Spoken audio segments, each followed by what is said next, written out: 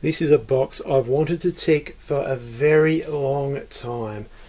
This is an Amstrad CPC 464. Finally got my hands on one at the end of last year for a fair price, in decent condition, or at least I think it's in decent condition, underneath 30 odd years worth of dust and grit and whatever else.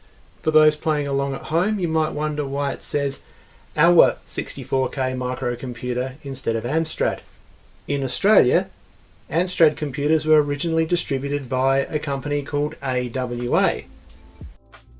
AWA was a huge electronics company in Australia for much of the 20th century. In fact, I could make an entire video just about AWA, but I'm not going to. Not now anyway. AWA was the Australian distributor of Amstrad's computer range from 1984 until Amstrad started importing machines into Australia themselves in 1988. My guess is that the original plan with the CPC 464 was to use AWA's strong brand recognition for marketing purposes. However, between the time that the ROM was finished and the Aussie-bound CPCs went into production, at least one part of that plan had changed, leading to the curious situation where Australian market CPC 464s said one thing on the case, but something completely different on screen. Meanwhile, back in the shed... Bollocks! I just did some work off screen. Well, I thought it was on screen, but it turned out it was off screen because dickhead here didn't push the fucking record button, did he? Anywho, I've knocked out the vertical hold.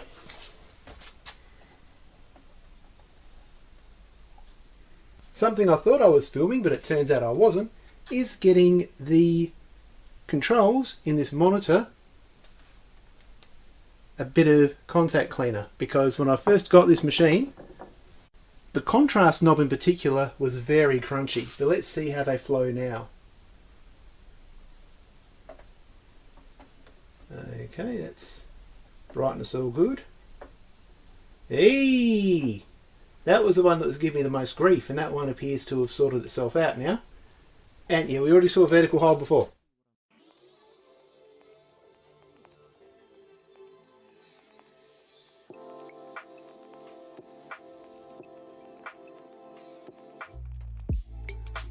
With any vintage computer that crosses my path, I like to see what I'm dealing with before getting properly stuck in.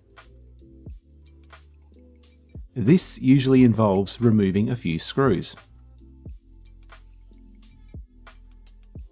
Warning, live parts inside. Do not remove any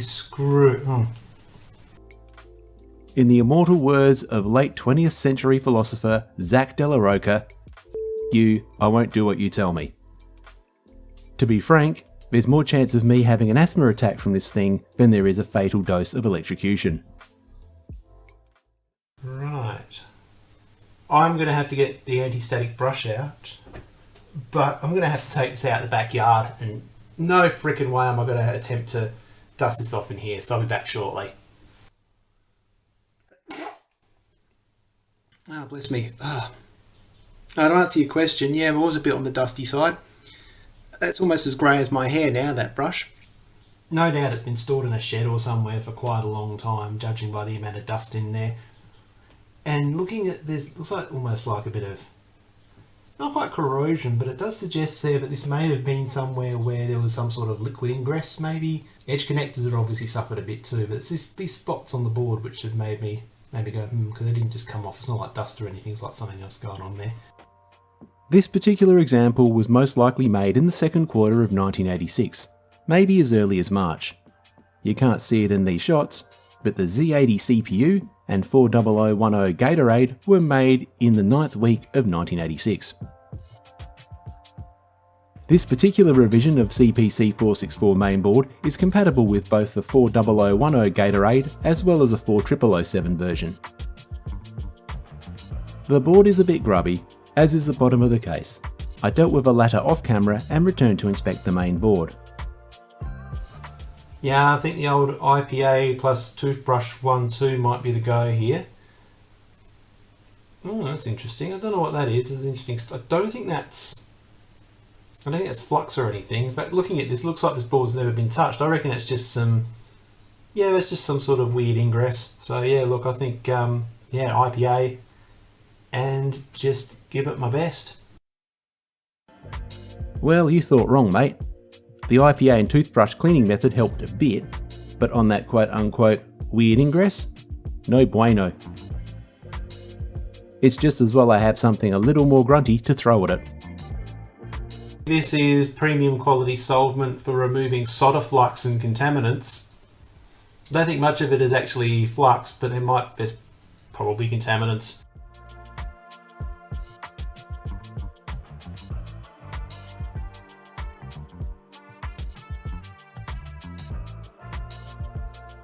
Well, it's obviously moved something. That just doesn't come out of thin air, does it?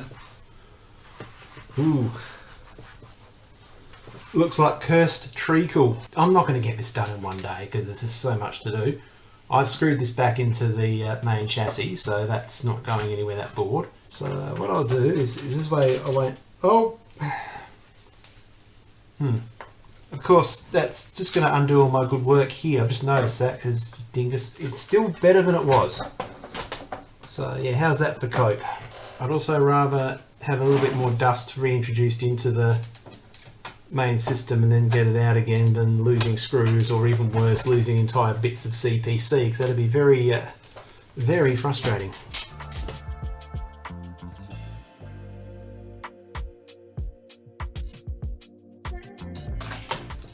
I think we've already established that these keys are crusting over big style, so the best thing to do is to remove them.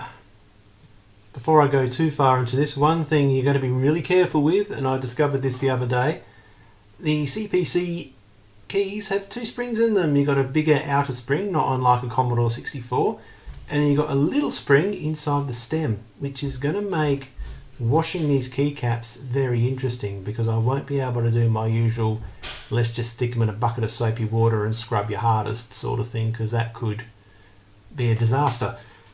You'll also note, I think I've got this in 4K, so I'll be able to zoom in inverted commas. Notice how you got those two tabs there. Now you need to make sure that that's the top of the key, so you've got to make sure those two hit those holes there. Not such a big deal when you can see what you're doing, like an escape key, but if you've got something like the letter O or one of these brackety things, you could come unstuck if you try forcing it, or even one of the arrow keys or whatever. You could come unstuck by trying to force that in. Yeah, I don't need to join the dots. You're smart enough to figure that one out for yourselves.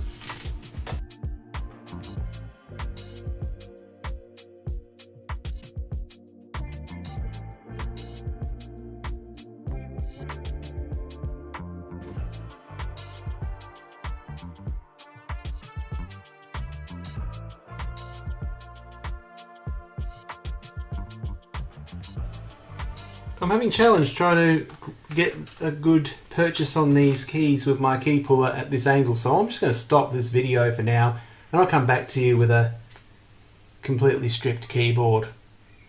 Oh, so far so interesting. I think you can probably tell why the keys kept binding. One thing to bear in mind, and you've got to be really careful, is the shift keys and the enter key. They're all going to have these little bar things underneath that hold the stabilizer bars. So when you pull them out, you've got to be really super careful. And when putting them back in, I have a feeling that I'm not going to be able to put the keycaps back in for these keys from the top. I might have to come in from the bottom. And here come the big ones, the enter key. This will be good.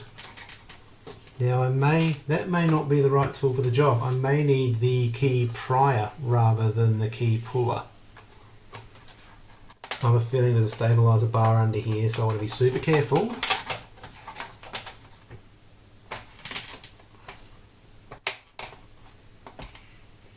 And remember the tabs, you don't want to break any tabs. Don't want to jinx it, but so far I've had quite a good run. I think there's a good chance once I've got 30 odd years worth of detritus off of this keyboard, the end result is actually going to be quite good. I just want to see around this side. Again, I don't want to accidentally break anything. There's going to be a great big F-off stabilizer bar here, I just know it. Oh look, I might come at the bottom from the space bar, because if I attack it too much, there is a chance I'm going to have there's a chance it's going to basically just not turn out well. Looks like I'm going to need to undo all the plastic tabs on the back to liberate this keyboard from this back plane. I have to say, one observation. I'm surprised at how good the build quality is on the Amstrad CPC. I know that a lot of people say that the CPCs are very reliable, and for the most part they certainly seem to be. But given this is an Amstrad product, and, well, to be fair, Amstrad doesn't have the best rep for high quality, I'm shocked at how good the 464 actually is, and I suspect that the other CPCs would also be very nicely built.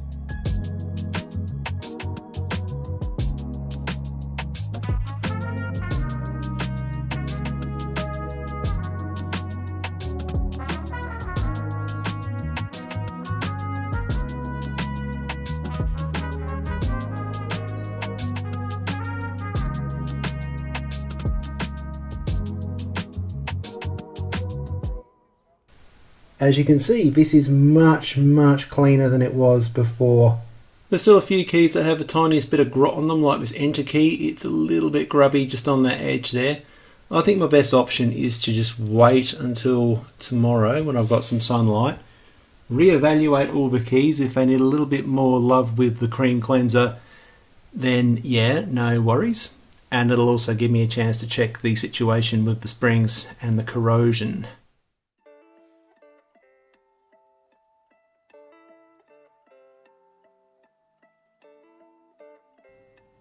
Time to tackle the CPC's tape drive. I put this off for as long as I could, not because it's especially difficult, but it is quite fiddly. The original plan was to make something resembling a tutorial on how to service an Amstrad CPC 464 tape drive, but it ended up being more like a how not to. This will become clear in a few moments. Things started okay when I took out the 8 shiny goldy coloured screws holding the drive, along with a volume control and power switch, to the top of the case. I had no problem cleaning the heads with some IPA and a cotton swab. The top of the deck enjoyed some enthusiastic dusting with a dry toothbrush, followed by a bit of dry cotton swab action to finish the job. Cleaning the capstan and pinch roller was uneventful. Both were cleaned with some IPA on a cotton swab, before I moved on to the pinch roller with an emery board to make it nice and grippy. Whilst I was very careful and avoided sanding the capstan by mistake, in hindsight I probably should have covered it with a piece of tape as an extra precaution, or maybe used a thinner nail file instead, but all went smoothly. On to the rubbery bits. In preparation for this part of the resto, I bought a complete belt and idler tyre kit from Brett the Amstrad Whisperer. He sells them on eBay. Full disclosure, I paid for the kit and this is not a sponsored video. Check the link in the description for the eBay listing and current pricing. To my relief, neither of the belts had completely snapped or turned into black goo, though they were about as loose as I get around 8 beers into a session. The idler tyre seemed a bit sketchy, so I thought I'd change it. I needed to pull the deck apart anyway in order to give the mechanism a thorough clean. Everything I'd read, seen and heard suggested that stripping the deck down should be fairly straightforward, just as long as I take plenty of care.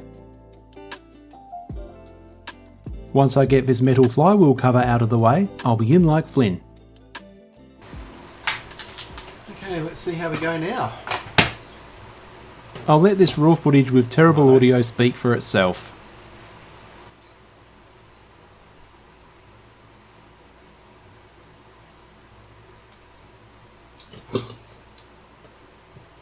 This has all gone a bit hub-nut. Okay, so I said to be super careful with unscrewing everything, and the first thing I went and did was go in there with the wrong screwdrivers and potentially round off a couple of very important screws. Okay, I've seen some YouTubers do this particular belt change with this in situ. I've seen that done before. That's not the big deal. The big deal is trying to get into that idler tyre. That's where things are going to get really, really hairy if I can't take this off.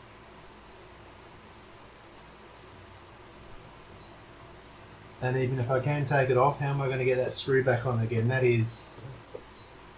doesn't look so much like a screw as a rivet. When I get to the idler tyre thingy, I'm not going to film that part. If you want to watch someone swearing for the best part of an hour trying to get to it from the top, yeah, video is up there, I reckon. It took a pair of needle nose pliers, a scalpel, and a bit of swearing, but I got there in the end.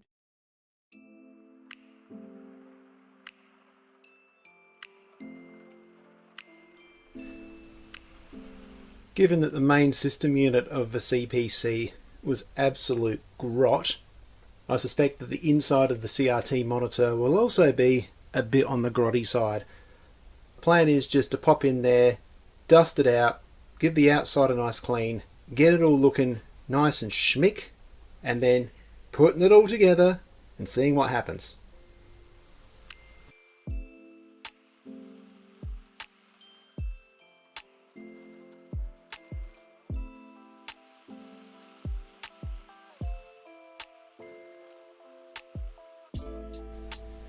Probably don't need to tell anyone this, but really super high voltages inside CRT, so be very, very careful. I'm not going anywhere near any of the big bloody ouchy wouchy stuff, but I'm still extremely cognizant that things could go pear-shaped very quickly. Oh, gee whiz. Whew. She's dusty alright. Check that out, that's pretty gross. I'm going to have to fire up ye oldie air compressor for this one. 3, 2, 1. Fire in the hole!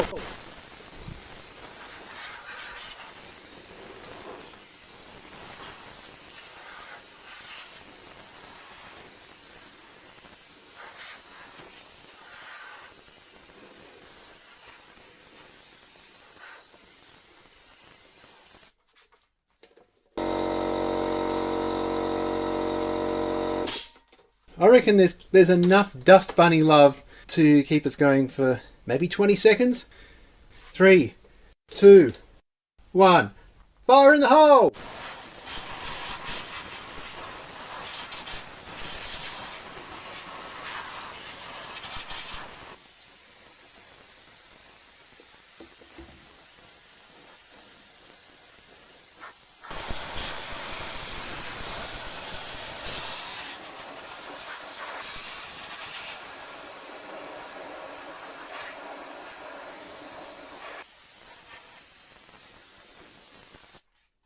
I just wanted to get rid of the absolute worst of the dust in this instance.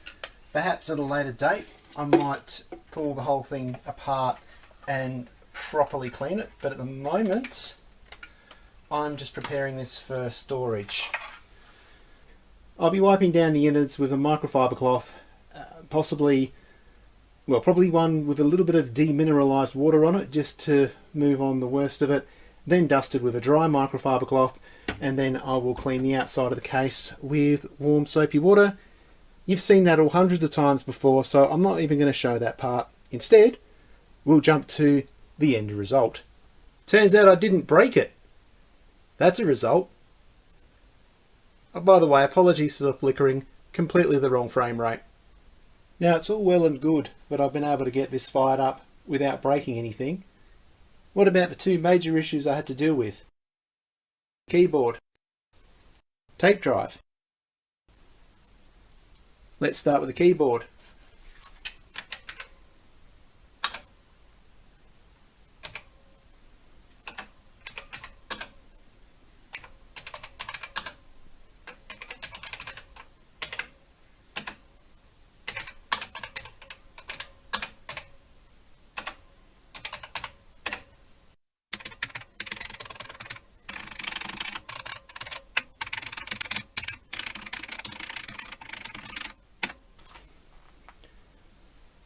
Yeah, some of the keys feel a tiny bit on the scratchy side, but I suspect that might be an operating characteristic of the CPC rather than any faults as such.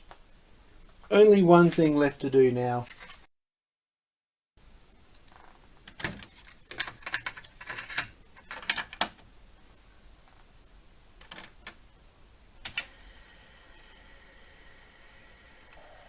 Something's happening.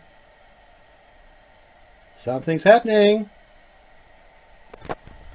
What's happening?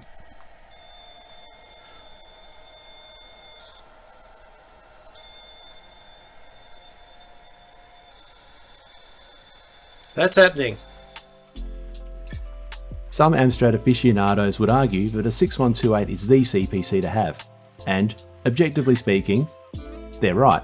This is brilliant, but I like this.